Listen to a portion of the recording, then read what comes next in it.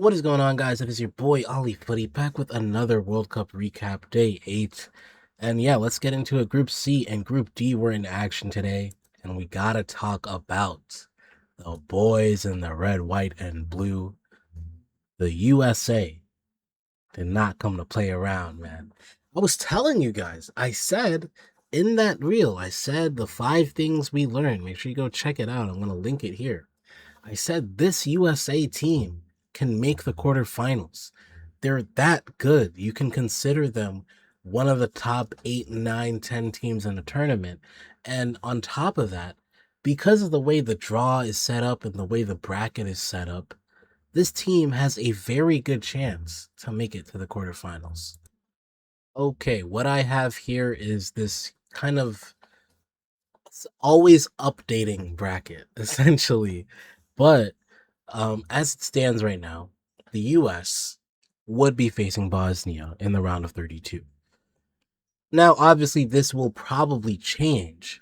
However, if you're looking like at this kind of competition, like these are the types of teams you're gonna face, then yeah, the quarterfinals is easily yours. Now we have to, like again, we have to get there. So we'll check back on this, later on in the tournament. But bro, if this was their matchup, my goodness, how easy is that? With all due respect to Bosnia, but this U.S. team are playing on a different level, like one of the big teams. Like they're playing as well as a Netherlands, even a Morocco, if you want. And you sure you can argue the U.S. team hasn't faced as high a level of competition or opposition as some of the other big teams, right? Australia is not a bad team, by the way. Australia, a very solid team, but when the US is beating Australia comfortably, now we're talking about some real progress, man. The US has never been this, so free flowing, so dominant offensively. And on top of that, we did not have Captain America this game. You know what I mean? Pulisic, I don't know what's going on with him. I mean, it looks like he's got some fitness issues, unfortunately, and he'd be a big help to this U.S. team. But it also speaks to the talent of this team that we do not need Pulisic to put up a whopping on Australia. That's progress, man. And as far as, the US, especially when it comes to this sport, there's a there's a little bit of a disconnect. Let's just call it what it is. It should connect more than it has because the sport is so accessible. You know what I mean? Anyone can play with just a ball. Like it should be higher up on our pyramid in this country, but it's not. And that's why the men's team has been the way it's been. And shout out to the women, by the way. Not the case for the women, but as far as the men go in this sport, it's just always been kind of mediocre when it comes to the World Cup, right? It's like, oh man, we're happy if we get to the round of 16. And that's usually not how Americans are in sports, right? You look at Americans in Olympics, it's like, okay, gold, gold, gold, or silver, and it's like we're always up there. But with soccer, we're not yet. And I'm telling you, I genuinely believe the way this team is built, and by the way, this team has got swag. Like, I feel old saying swag, but this team has got, what I'm saying? This team has got aura, bro. Like, I think the young kids are going to look up to this team. You know what I'm saying? Look up to a Balogun, look up to a Weah, look up to a McKennie. You know what I'm saying? Like Pepe, like all of these guys, Pulisic, of course. They're going to look up to them because they're playing well. They're playing so free flowing. They're balling. And I think soccer, hopefully, what I hope is that this team will be, the Kickstarter to getting that connect going, to the US having top teams, and what that could even mean for the MLS and things like that. But I want the US to be up there, at table one. You know what I mean? Like there will be a time where a USA versus Brazil match will be seen as, yo, wait, who's gonna win that? That's 50-50. And that's when you've made it. Unless Brazil completely fall off, by the way. But like that wouldn't happen. So anyway, let's talk about the game just a little bit. I mean, the US come out firing, guns blazing, and yeah, I mean, that first goal was well worked. There was a nice cross, or yeah, it was a nice low cross, I think, by Balogun, who just absolutely beats his man for pace. And unfortunately, just for Australia, it's an own goal, but it probably it's very hard to clear a ball like that. So the goal was coming, and then Freeman, he also gets a goal where it's kind of a little bit iffy in the sense that he might be offside, he might have not been offside, but he was onside at the end of the day. But yeah, I mean the US thoroughly deserved this, even though the goals weren't particularly the most beautiful. I mean, that first goal was fine, but that second goal wasn't the most beautiful. But at the end of the day, this was a very good performance from the US. I think the US definitely showed up, and that's what we love to see, man. Shout out to the USMNT. Again, this team, quarterfinals bound. I'm so sure of it. Unless one of these big sides completely capitulate, I think the way this bracket is set up, the way this team is playing, the way Pochettino has them moving, you got to give credit where credit is due. You can bring up it's just Australia or it's just Paraguay, but you play who's in front of you, and you got to beat them convincingly. Think about it. You replace the U.S. with like a France or a Argentina, they would probably get similar results. Maybe Argentina and France win, by 3 goals instead of 2 goals today. But like that's the right track. That's progress. That's what we want to see, man. So yeah, shout out to the USMNT. Big game, and that is what we love to see as a USMNT fan. So big ups to our Americans. Am I right? Let's get to the next match of the day with Scotland and Morocco. I'll just go in the order in which the matches went. So this game was decided early on by Sarbari's second-minute goal, but it's interesting. I think for Morocco, nice goal to get it going, but I think for Morocco, you actually saw some of their weaknesses in this game. And credit to Scotland, right? They fought very hard, and I'm not. This isn't to say that Scotland were the better team today. I think Morocco were the better team. However, I think really my takeaway from this game is that Morocco is limited offensively. And I think that's the thing that's keeping them from going, to the very, very top. Because yeah, they made it to the semifinals, but I think that's it. That's it for them. It's very hard for them to dream for more than that, unfortunately, because I'm looking at it, I'm thinking, man, Saibari got that goal early on, but if Scotland were settled from the beginning, this could have been a very very tough game for Morocco, and it honestly was a tough game for Morocco, but this could have been a lot tougher of a game for Morocco without that early goal. So, good for them though to get that early goal, and they played well afterwards. But I just think that final third, know how, you're gonna need that more against the bigger teams, and Morocco. That I think that's what they're lacking. For Scotland, it's a tough loss. However, because of the result later on between Brazil and Haiti, they're guaranteed to be third place in this group because the first tiebreaker is not goal difference, but actually head to head, which is what they changed actually from prior World Cups.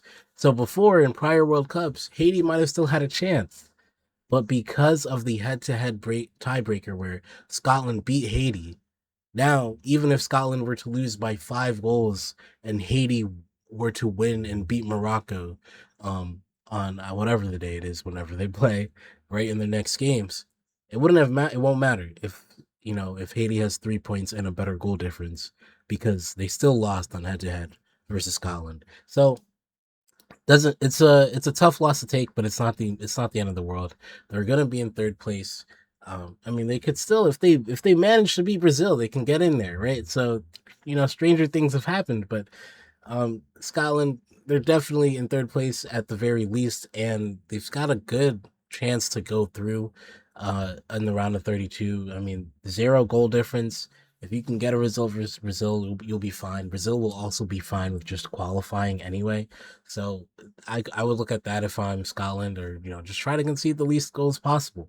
If you can concede the least amount of goals, then you're also going to be great for that round of 32 third place table, because now you're going to have a better goal difference than all those third place teams, or at least a competitive goal difference.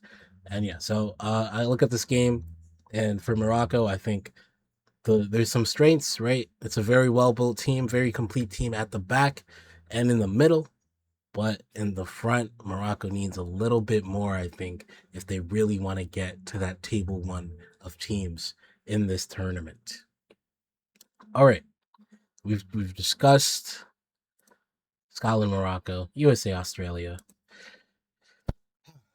Bro, I don't even want to talk about this game. I don't even want to talk about this game. I was at the Fan Fest.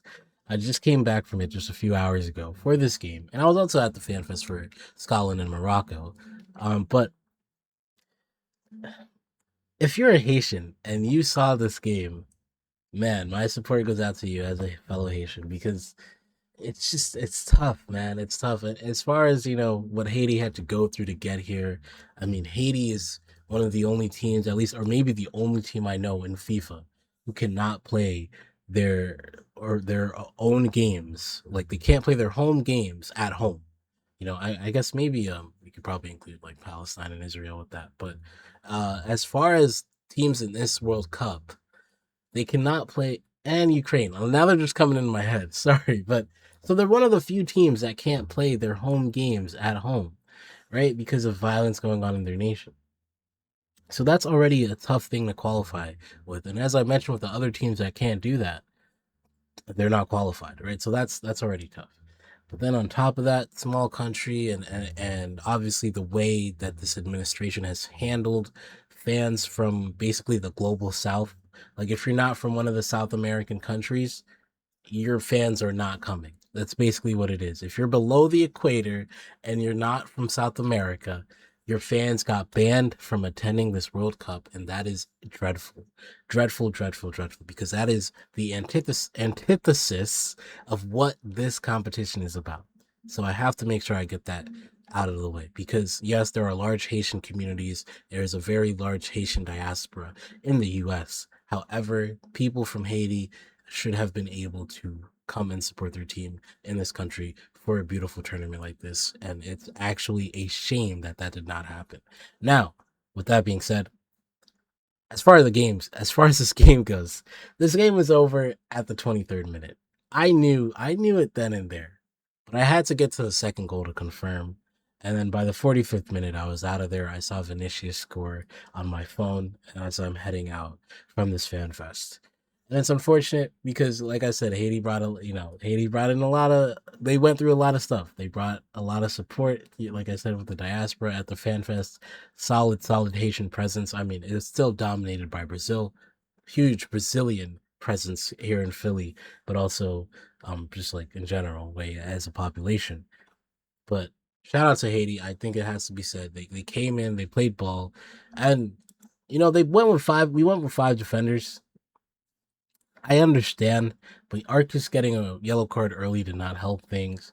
I felt like Casimir was very uninspiring. I would have liked to see Don Deaton Lucius or even Lenny Joseph on one of the wings because I just I don't know what Jose Casimir was on tonight, but I don't know if that would have made a big difference. Let's be honest.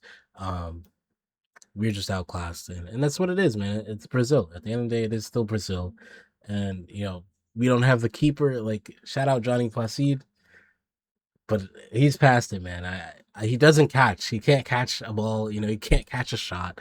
So look, I'm not here to just rag on my team. Right, we've played well. We gave Scotland a great game and honestly deserved points from that game, but today was just not.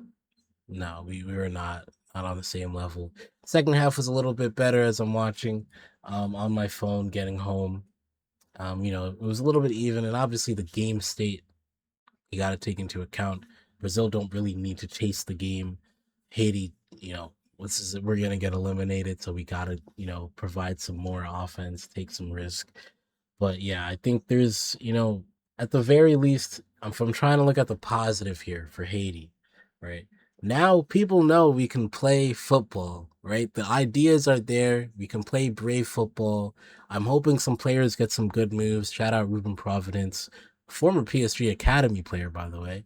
Also, shout out to Martin Experience, who plays for Nancy and Ligue 2. So I hope they can get some moves, Cardo Ade been a rock for Quito. They helped him win the Ecuadorian league, but he's a little bit older, so it's gonna be tough for him to get a move. But Jean-Rickner Bellegarde, hopefully he gets a move away from Wolves in the championship now. So I think as far as Haitian football and whatnot, I think there's some positives to be taken from there. But as far as this, just enjoy it. I think you gotta enjoy it. You're eliminated now, and it's a tough ask. It was always a tough ask. You had to beat Scotland if you wanted any chance, and then you also have two top 10 teams in your group. I mean, that's just one of the toughest situations for a team ranked 83rd, unfortunately. I think for Haiti, as even though we're eliminated, I think as far as the positives and the next steps we can take is we've got a solid core. You know what I'm saying? Bellegarde, Isidore, who I thought should have started today. Ruben Providence, Martin Experience. We've got a solid core, Delcroix as well. Can we add to that, right? And it sucks because the only way you can add to that is probably through dual nationals. Like, there's no real Haitian development going. Like, yeah, they've got some, U17, U18 teams and whatnot, but as far as like top tier talent, it's always going to be the dual nationals because those academies, those development systems are always going to be, better. And not maybe not always, but for the foreseeable future, right? Because of the state of Haiti right now. So hopefully we can, recruit, what I'm saying? Oats and Edouard, bro, pick up your phone, you feel me? Alan St. Maximin, I think, had a chance to join this team as well. And I feel like if we had few of those players, that could have, increased our chances, especially against the Scotland. And, I understand the sentiment of being like, hey, I don't want to join this team and like when the World Cup comes around because I didn't put in the work to qualify. But am I a little bit selfish in saying I don't care that much because you give us a better chance to win, right? Because that's is that not what matters? Give us the best chance to win. That doesn't mean Odds and Edouard was going to help us beat Brazil tonight, but I just think for games like Scotland or things like that, that might have been helpful. It might have been helpful, but I get it. We don't you don't want mercenaries that can create a very very you know volatile culture, very fluctuant. So it is what it is. As you can tell, I'm a little bit deflated here, but also got to be proud of my team because, like I said again, we fought through a lot of obstacles. Could not play games at home, and yeah, it means a lot. 52 years after 52 years, you're back at the World Cup. Shout out to Haiti, man. And let's talk about Brazil. I mean, look, Rafinha was awful today.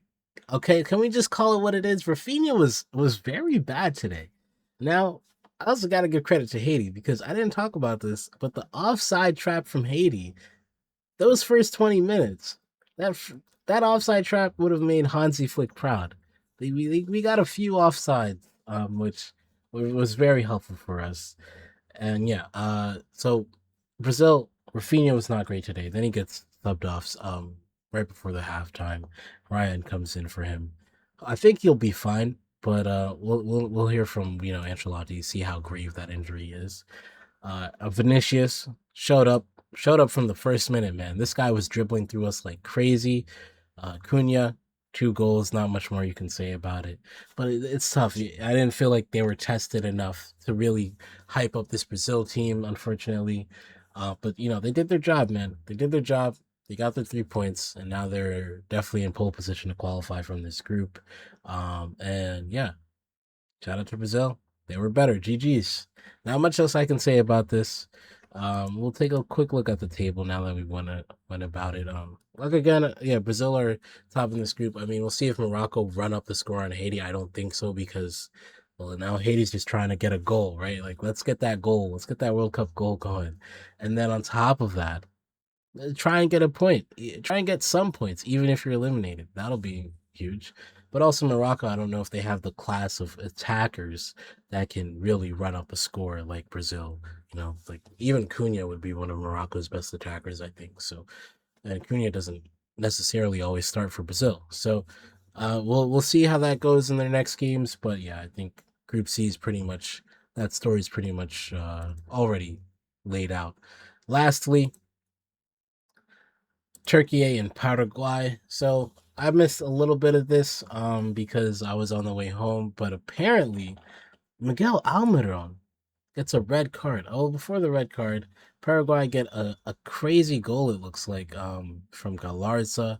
Uh Like if I just looked at the shot on FOTMob and I was like, man, this is a crazy shot right here. So matter of fact, real quick, let me go look at it. All right, here we have it. I mean, let's take a look at this, man. Hopefully, I don't get copyrighted. We'll see, though. We'll see. My gosh. I'm pausing it in between because I don't want to get copyrighted, but man, from here, gang. My goodness, look at the backswing on that. Look at that backswing. Oof. Should the keeper be saving that? I don't know. That's a very vicious shot right there. It's a very vicious shot. All right, you see it, you see it. It's tough. Football is not still images. It takes some bounces. I'm not sure. It takes that bounce gives it some extra pace. So I think that's why he misses it there. But big goal early on. And then I see Miguel Almiron gets a red card for the Vinicius Jr. rule. Now, maybe people might think this is controversial, but I like that rule. I like that rule, man. It's been a minute since we've been asking for people to take not even people for FIFA to take red cards and like racism seriously, right? Like it's been so long that we've been saying, okay, if you see people saying racist stuff, just ban them lifetime. Easy as that. Lifetime ban, and then people stop doing it. And they've been very lenient and like hesitant to take very decisive, harsh measures on racism and discriminatory behavior. And that's not to say Almiron is racist, by the way. I just want to point that out. But if you're doing this, it's like, yeah, bro, don't do that, bro. Say whatever you gotta say with your mouth. Like, there's no reason to cover your mouth, bro. You know what I'm saying? If you want to curse at him, go curse at him. Just make sure your mouth is open. Say it with your chest. You know what I mean? Like, get your yellow, whatever. But I don't know if you'll get a red for that. But like, bro, you don't need to be saying anything on the pitch. You really don't. So hey, it was a little unfortunate for Paraguay. In the end of the day, they got the 3 points. But yeah, I like to see that rule being implemented. Now we talk about the game. The largest score is that banger early on, and then Turkey just start letting the shots hit. Prow, prow. My gosh. I mean, let's 32 shots. 32 shots. 2 XG, 2.12 XG. Three big chances. Three big chances missed. What did I say, man? The name of the game in this sport: convert your chances or they'll convert you. In parentheses, into losers. So you got to convert the chances, and Turkey just don't. Turkey don't convert their chances. Yildiz doesn't convert his chances. Goulet doesn't convert his chances. I forgot the name of their number 26 who came on and had some great chances. Man, Chan Uzun does not convert his chances, and yeah, and that's that, man. That is that. Turkey are now eliminated. Shout out to Paraguay going down to 10, staying well drilled defensively. Julio and Ciso had an amazing game. Amazing game. From what I saw, he had an amazing game. He put Paraguay in a few opportunities to actually go up 2 goals, but it wasn't meant to be. But yeah, with this, Turkey now eliminated, and Paraguay are now all of a sudden in the running to get something and get to the round of 32. Their next game is Australia. We'll see, how it all shakes out. I mean, now we got to look at this third place table, man, because this could shake up very well for Paraguay. They're second now because of them playing first, but you look at this third place table and some of the teams, people might play, and there might be new third places, on this table afterwards, but like they got a chance, man. They really do have a chance. See what happens. Just to have 3 points is huge because a lot of these guys are on 0 points. And I look at some of the people on 1 point, and it's like, will you win your next game? Will Czechia beat Mexico? I don't know. Well, Bosnia should be Qatar, but you never know, right? So, but these guys on 0 points in particular, like they're probably not winning their next games. Panama, Jordan, Senegal is going to be a little bit tough.